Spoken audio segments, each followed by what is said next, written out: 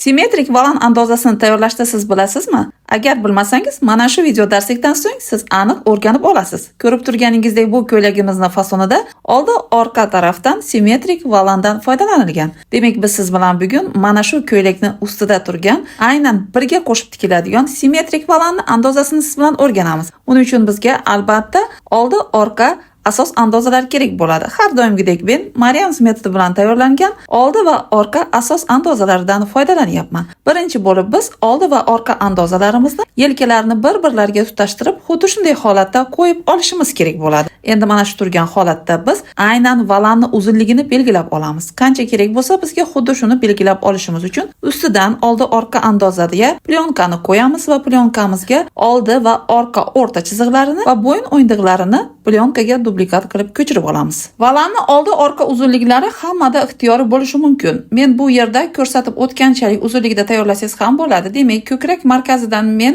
oldi tarafini uzunroq tushib turadigan holatda tayyorlayman. Ahamiyat berasiz, men oldi o'rta va orqa o'rta chiziqlarni chizib olganimdan so'ng, albatta men burchak lineykadan foydalanyapman. Ya'ni pastga gorizontal chizig'ini chizish vaqtida ko'krak markazidan 4-5 sm pastga tushirib chizib oldim. Oldi o'rtani 23, orqani esa 21 sm qilib volan uzunligini belgilab chizdim. O'rtada yelka chiziqlarimizni davom ettirib chizib olamiz va belgilab olgan volan uzunliklarimizni bir-birlari bilan xuddi shunday burchak shaklida tutashtirib olamiz.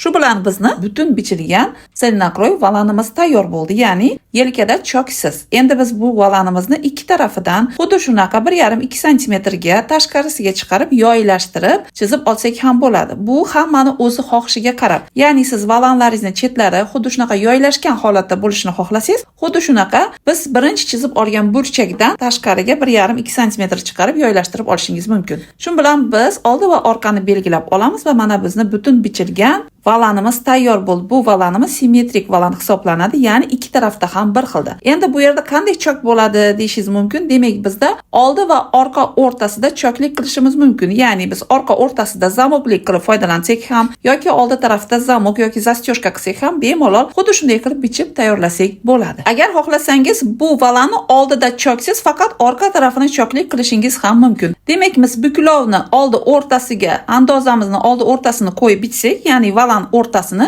oldi o'rtasida choksiz, faqat orqa tarafdagina zamokka ochiladigan bo'ladi. Demak, siz bilan bugun biz to'liq simmetrik volanni o'rgandik. Ko'rib turganingizdek, xuddi shunaqa juda ham noodatiy tarzda sizning ko'ylaklaringizda tayyor bo'ladi. Xohlasangiz shunaqa bellik ko'ylaklarda yoki bo'lmasam primoy, trapetsa, raskleshonli fasonlarda ham birdek xuddi shunday volandan foydalansangiz bo'ladi. Bu volanimizni koftishka tayyorlaganingizda ham koftalar ustida ham foydalansangiz bo'ladi. Demak, biz siz bilan universal bo'lgan simmetrik volan andozasini tayyorlashni o'rgandik. Maryamsni yo'qotib qo'ymaslik uchun albatta obuna bo'lib, like bosib, izohlarda fikringizni yozib qoldirishni unutmang. Yaqin dugonalaringizga, tikuvchi do'stlaringizga ham bu videoni albatta yuborib qo'ying. Agar siz Maryams akademiyasida xuddi shunday asos andozalari oson usulda tayyorlab, xohlagan modellash turlarini o'rganishni xohlasangiz, izohlarda Maryam so'zini yozib qoldiring yoki profil shapkasida Telegram kanalimiz bor. Ana shu joydan Telegram kanalimizga o'tib bemalol murojaat qilishingiz mumkin. Men har biringizni Maryams akademiyasida kutib qolaman.